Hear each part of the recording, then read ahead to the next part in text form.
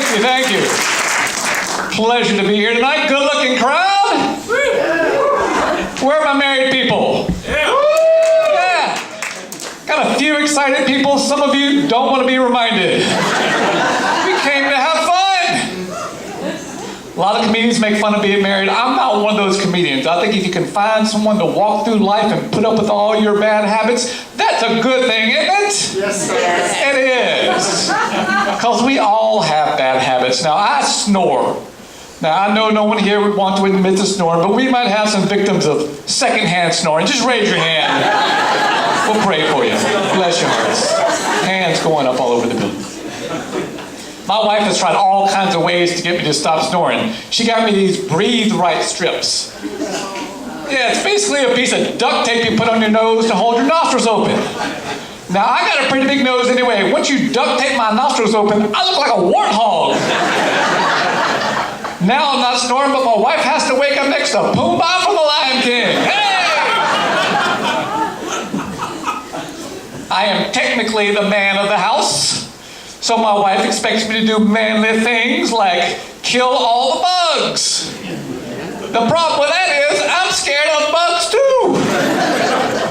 Have you ever had a bug and you didn't have any bug spray? So you just spray the bug down with anything you can get your hands on? WD-40. WD-40 with that straw? That's the precision work right there. That's sniper. Hairspray, extra hold. Yeah, hairspray. I tried that. I was in the bathroom getting ready for the show, and this giant roach crept up on me.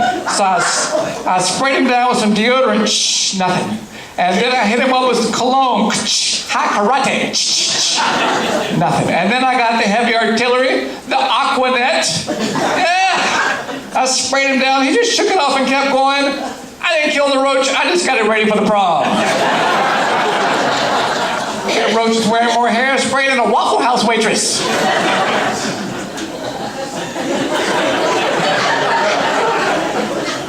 I'm glad not to be dating anymore. Oh man, it gets harder as you get older. People give you bad advice. They're like, oh, you want to meet somebody? Go to the grocery store.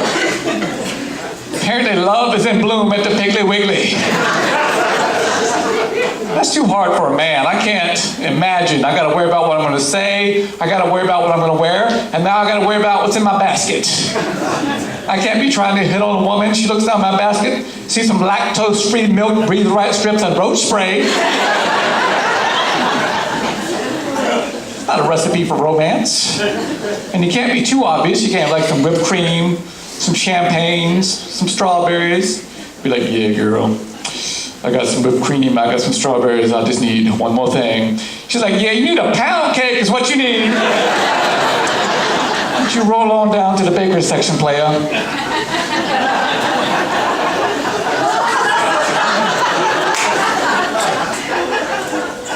Some women like a big burly man that can protect them and keep them safe. And then there's women like my wife who's apparently content to take her chances.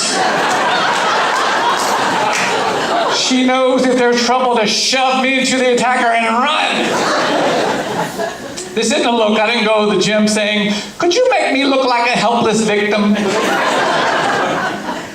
I've always been thin. You got to make the most of it. This past Halloween, I had a great costume. I wore some black spandex, one red glove, one white glove, and went as a VCR cable.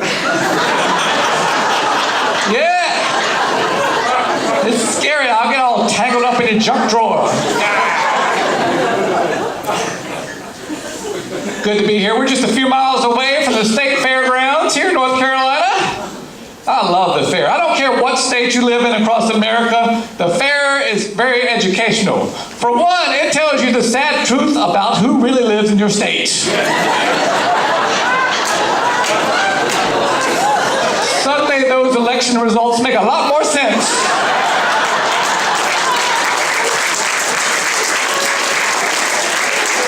And that's true for either side. It doesn't matter what side you're on. But I love the fair. I like a thrill ride, you know. If you go to Carowinds or Six Flags or somewhere, it takes a team of engineers years to build a roller coaster.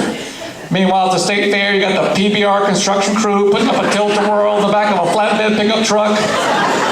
Armed with just a broken pair of bicycles, a can of WD-40, and a weak command of the English language. You know it's going to be a thrill ride when you look down the trash can and see some loose bolts and an empty roll of duct tape. That's going to be a good ride on the Gravitron. And the food at the fair, they can fry it and put it on a stick. They will serve it up, won't they? Deep fried Twinkies, deep fried Oreos, deep fried Girl Scout cookies. I thought I'd seen everything. And they had a booth at the fair selling deep fried butter. Did you see that? Deep fried, they take a stick of butter and they deep fry it in that grease, put it on a stick like a little artery blocking hors d'oeuvre. Now, I'm no doctor, but if you're eating deep fried butter, you have really let yourself go. You don't care if you live or die, like here's $5, let's see what happens. I'm from the South, I'm used to eating mysterious fried foods. We had a big Southern family, we'd always have a potluck dinner. There is a reason why that word luck is in there, isn't it? You don't know what you're eating or who made it. You don't know if that hair in the casserole is human or animal. You don't know. They're like, oh, that's just corn silk. This corn got a perm. Nobody braiding corn silk. And the food was always so unhealthy. My mom, she'd make the sweet tea. She put in 3 cups of sugar a gallon.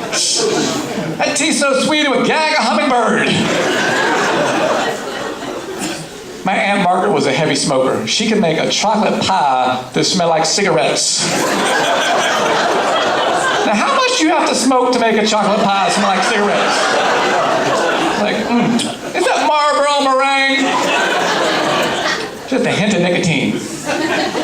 My grandma was a fine Southern cook, could turn anything into junk food, take a green bean right off the vine, saute it in some pork fat, cover with some velvety cheese, roasted marshmallows, put some fried onions on top. Call it a green bean casserole. She'd be like, come and get your veggies. And veggies, Grandma, we can deep fry that and serve it at the fair. There were no veggies at the potluck. We'd have a whole 6-foot folding table of salad. Not a single lettuce leaf. Like potato salad, chicken salad, tuna salad, macaroni salad, egg salad.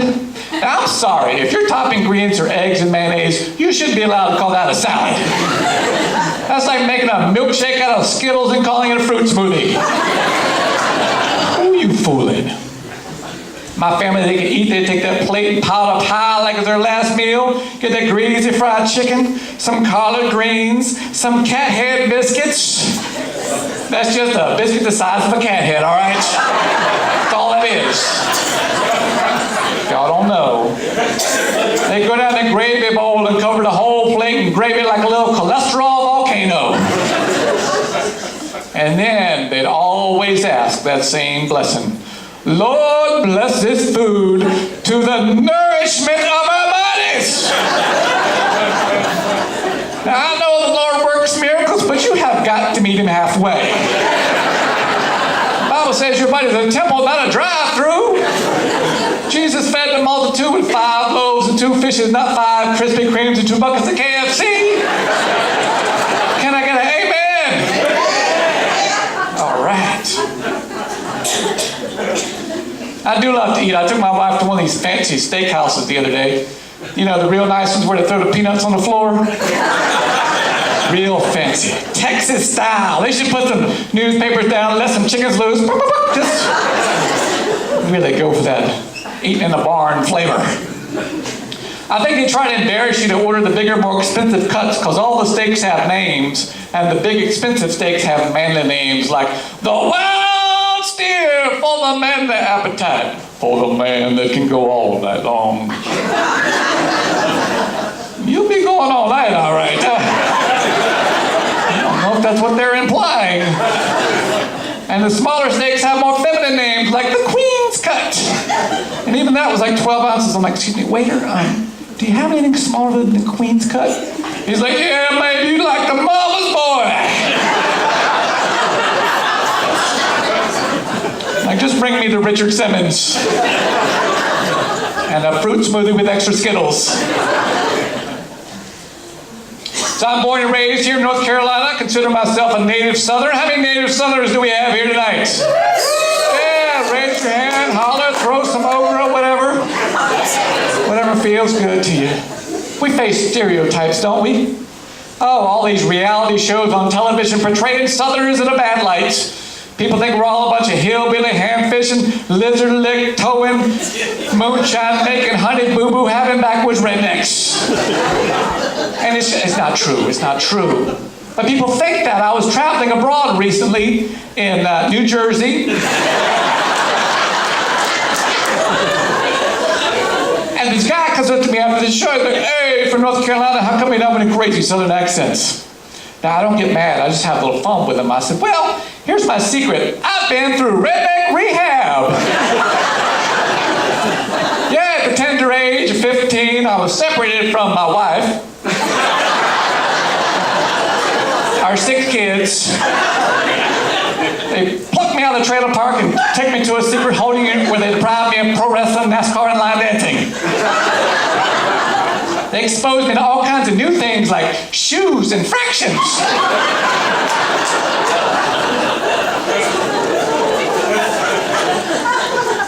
Actually, part of the stereotype is true. I have lived in a mobile home. And I think trailers get a bad rap. Because all you ever hear about mobile homes on TV is bad stuff, right?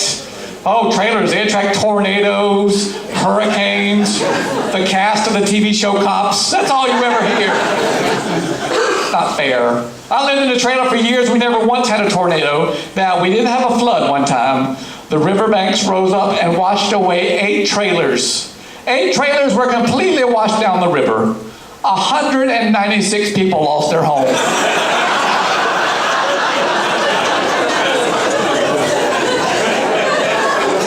The police estimated the damage at nearly $13.5.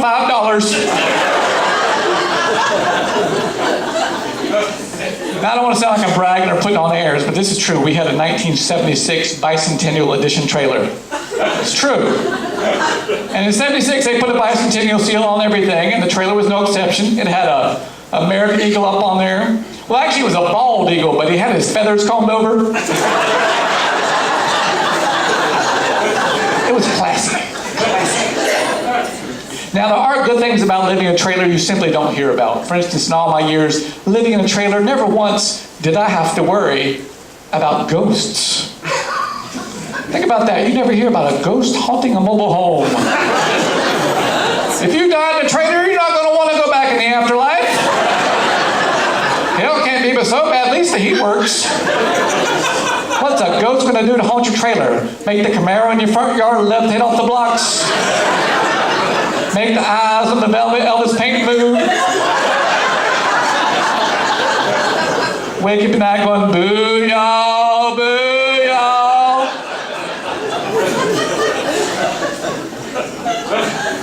I was doing a show one time down in Pearl, Mississippi, because I play all the big towns. And I'm like, you know, ghosts never haunt mobile homes. And this woman in the back said, oh, yes, they do. I said, well, ma'am, how do you know your trailer's haunted? What does the ghost do? She's like, he turns the lights on and off and knocks on the door. I'm like, ma'am, that's not a ghost. That's the power company. But if you paid your bill, that ghost would leave you alone.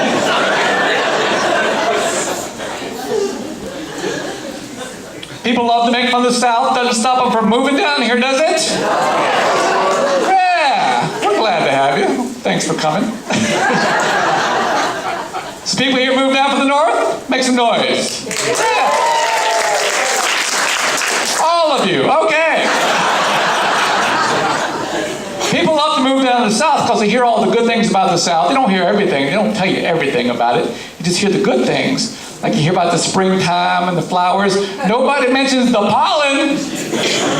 They don't tell you you won't be able to go outside for 2 months out of the year without wearing a surgical mask and a box of Claritin D shoved up each nostril.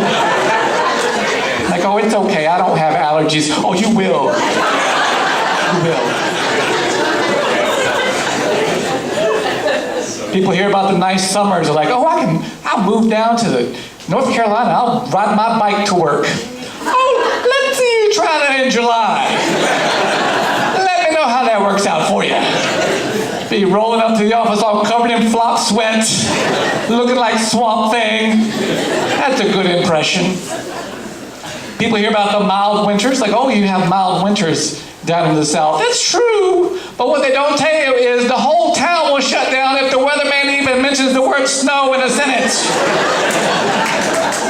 And I bet nobody told you when you go to the grocery store to buy food for your kids on a snow day where there's no snow, there wouldn't be any bread, eggs, or milk, because the Southerners done barred it all up like a bunch of doomsday hoarders.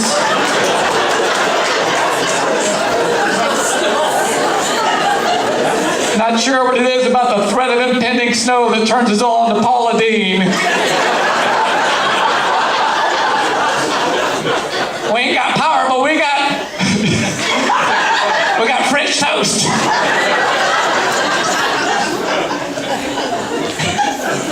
Anybody here moved down from big northern city? Chicago, Boston, New York, big northern city? Yeah, how about where'd you move from? Chicago. And where do you live now? Cary. Cary, I think we've already established doesn't count as the South. Is there anybody from a northern town that moved down somewhere besides Cary? Okay, you all live here. All right. All right, it's back to you then. You're on the hook. Now, I want you to think back. You grew up in New York. You moved down to Cary.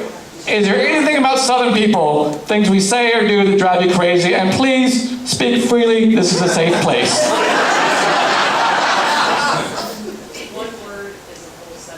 One word is a whole sentence. You're saying we talk slow? Put one sentence into one word? Oh, we talk fast. No. I don't know what she's saying. Bless your heart. Bless your heart, thank you. Bless your heart. I don't know. We'll circle back. We'll meet up after the show and have some discussion groups.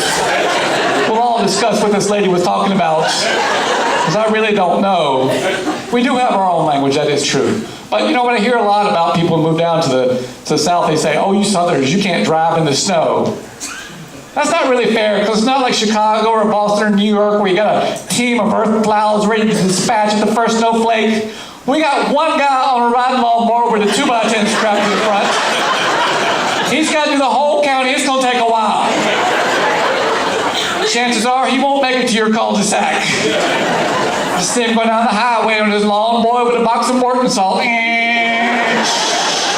That's all they do. They just put salt on the roads. You know what happens when you put salt on the roads? That's like an old country buffet for deer. That's what that is. Now you're driving the back road, dodging ice patches and deer. It's like a redneck Super Mario Kart. It's crazy. So I grew up in a small town here in North Carolina, and my dad was frugal. Frugal he was. Everything he brought home was either from Big Lots, a pawn shop, or off the side of the road. That is true. My dad would buy groceries at Big Lots, and everything was either expired or a knockoff brand. We didn't have Miracle Whip, we had, well, I'll be dang whip. We didn't have, I can't believe it's not butter. We had, come on now, there's butter, ain't it? We had to make up our own fun in the country. We didn't have store-bought games. We had to make up our own country games, like name them droppings. How about around who's got chiggers? I won again. New Year's Eve, we didn't have store-bought fireworks, just a drunk uncle with a butane torch and a roll of toilet paper. Happy New Year. Woo! That's how we rolled. People in the South love fireworks and beer. That's a deadly combination. Every July 4th around the South, Southern people blow themselves up left and right. It's tragic. It's tragic. Let's hope the terrorists never get wind of this. They'll stop with the suicide bombs, just open up roadside fireworks down the way of the beach, sell Miller Lights and M80s, we'll blow ourselves up for you. That's not jihad, that's jihad right there. Now, if you don't laugh at these jokes, the terrorists win. Okay? Cannot have that. Can't have it. So I travel a lot and see some strange things out there driving around. I was coming out of Detroit one night. It's 2 in the morning. You from Detroit? All right, you'll know what I'm talking about. I stopped at this truck stop and there's a sign on the door that said, "Please notify management if our restroom does not meet your expectations." And I'm thinking, it's 2 a.m. outside Detroit at a truck stop. What kind of expectations do you have? Frankly, I was expecting to be stabbed. So I was delighted it didn't meet my expectations. Expecting some chamomile soap and oatmeal scrub at a truck stop. If you're out there driving around on the interstate and need to stop somewhere, look for the Flying J Travel Plaza. It's right off the interstate. Got everything in there. For a trucker, that's like the Taj Mahal. Or the Taj Mahal. I don't know. But it's got everything. Did not know this. They have 2 sets of restrooms in the Flying J. One for regular people and one for truckers only. Didn't know that. I went in there one day. I had to go to the restroom. I made a beeline. This guy's like, "Hey, bud, this is for truckers only." And I was embarrassed. I thought, well, I'll play this off. I'm like, "That's okay, I'm a trucker." He's like, "You a trucker? What kind of truck do you drive?" I'm like, a Mac?" He's like, "What kind of Mac?" I'm like, "Oh, man, Big Mac?" It's like, "You ain't no trucker, get out of here." I'm like, "You got me, buddy, touche." He's like, "Touche, this is my real hair." And then things got weird. I don't know what was about to happen. I took my shower and got out of there. I tell you what. I was down in Texas recently. I played in a town called Ponder, Texas. The worst high school mascot ever, the Lions. There's a big flashing sign outside the high school. "Go, Ponder, Lions!"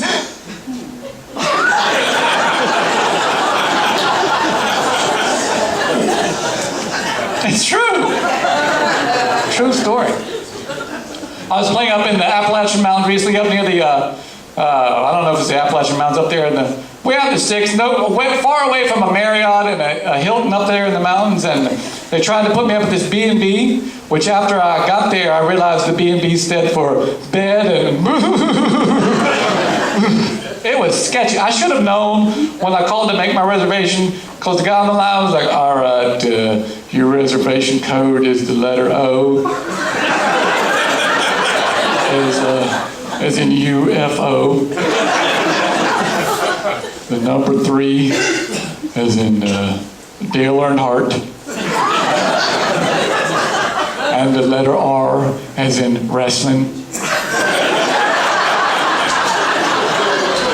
There is an R in there, so we're going to allow it. We will allow it. Let's talk about kids for a minute. Kids are spoiled these days, aren't they? Kids are spoiled rotten with their iPhones and their unlimited photo storage in the cloud.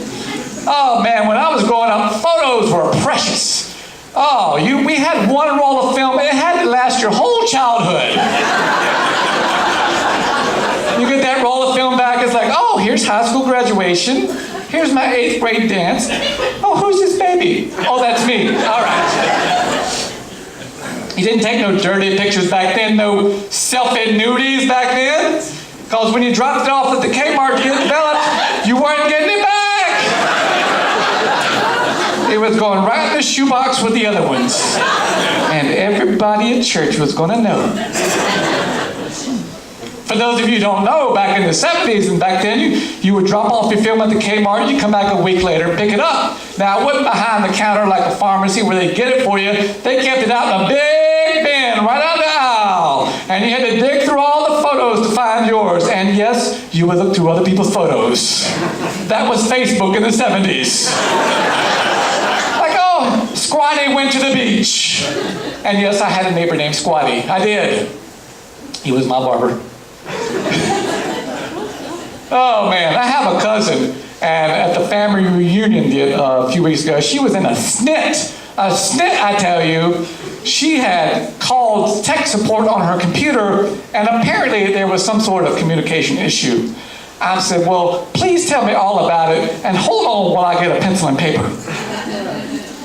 She said, well, I called him up and I was like, I can't get my computer to cut on. Which one of these buttons do I supposed to mash?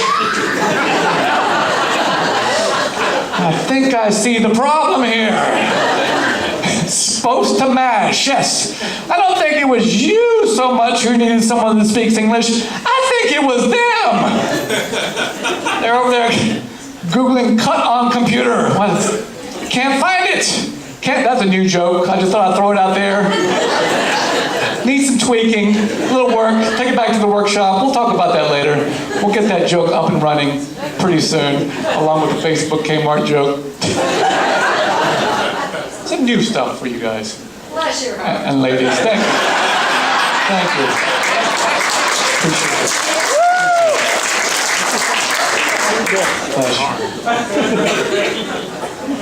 I have a nephew. I hope y'all don't have this problem. I have a nephew, teenage nephew. He thinks he's a gangsta. Yeah, he listens to that rap music. He likes Little John, Little Wayne, Little John Wayne, Little Kim, Little Debbie. He likes all the little people. The littler, the better. And that's fine. I don't judge anybody for the type of music that they listen to, but he plays the rap music around my grandpa's house while he's doing chores, and I think grandpa's getting into it. I do. I think grandpa has gone gangsta. I went over there the other day, and grandpa was drinking a 40 ounce. It was Metamucil, but still. It's a gateway drug.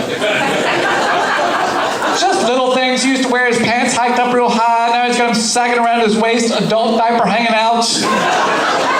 He's got his toupee braided into cornrows, dentures capped in gold. He's got a 40-inch, he's got a wheelchair with 40-inch rims, just spinning. We got him one of those chairs that go up and down, and he makes it go up and down like it's in a hoopty. And then the final straw, he told Grandma to drop it like it's hot. And she did, ruin the green bean casserole. Now there's no veggies for the potluck. It's tragic. We all have crazy family members, we do. It's hard to explain stranger danger to your kids when you have crazy family members. You're like, all right, kids, don't talk to strangers. We're like, well, what's a stranger look like? How will we know? Well, you know, they got long hair, long beard, drinking, smoking, cursing. Uncle Ricky? No, not Uncle Ricky. You know, like if they try to give you candy and hug you for too long. Grandma? So confusing. My grandma always had some candy. She had a pocketbook, and everything you needed for life was in that pocketbook. If there's ever like a zombie apocalypse, I'm going straight for Grandma's pocketbook. I could live for months off rock candy and juicy fruit. I'm sure of it. She had everything in there. Band-Aids, hearing aids, Rolaids, New Testament Bible, loaded pistol, whatever. Was in that pocketbook. Grandma always had an immaculate perm, and she would carry this plastic wrap to put on her head when it rained to protect her perm. Unless you were with her, and then she tried to put it on your head. All through 3rd grade, kids called me, oh, Wonder Bread Head. That is hard to live down, I'll tell you what. My parents, we always had a home remedy. Well, like when we got sick, we had a home remedy. We didn't go get store-bought medicine for your ailments. We used stuff around the house. Like if I had a stomach ache, my mom would give me a Coke to help settle my stomach. If I had a cough, we kept a jar of whiskey in the cabinet for medicinal purposes only to help cut that cough. Now, if I had a stomach ache and a cough, well, that's a Jack and Coke right there. It's not in the Bible, but it will cure what ails you. And I thought it'd be fun if we shared some home remedies here, maybe learn something from each other. So what y'all do for like a bee sting here? Salt. Salt? You put salt on a bee sting? That sounds refreshing. Tobacco. Chewing tobacco. Chewing tobacco? What'd you do with that? You put it on the sting? Yes. And what does that do? Well, that was Nothing, just waste my tobacco. It was actually my grandma's snuff. It was your grandma's snuff. My grandma did snuff too. She always had some run down the corner of her mouth. She did. Next time I get stung by a bee, I'll just say, hold still, Grandma. So much better now. I'll give you an easy one. What'd you do for chiggers? Those are those red bugs that bite you out in the field. What do I do for chiggers? Fingernail polish, but more specific. Clear, thank you. My mom never seemed to have that. She just had hot pink. I'd come out from the field all covered in sugar bites. She'd paint me up with hot pink polka dots. I look like My Little Pony. Then she sent me back out in the yard to dust the garden. We had this garden out there with these tomato plants, and they were infested with Japanese beetles. Is it okay to say that? Asian American beetles. I don't know what you're supposed to say anymore. I don't want to offend anybody. But they were very hard to kill, and it was my job to spread the seven dust over the tomato plants. Now, this being a country, we didn't have no fancy store-bought spreader, so I had to spread the seven dust the country way, which involved me pouring the seven dust into a pair of my mom's old pantyhose and shaking around tomato plants. So here I am, 12 years old, about 60 pounds soaking wet, wearing jean cut-off shorts, pasty white, covered in sugar bites and pink polka dots, skipping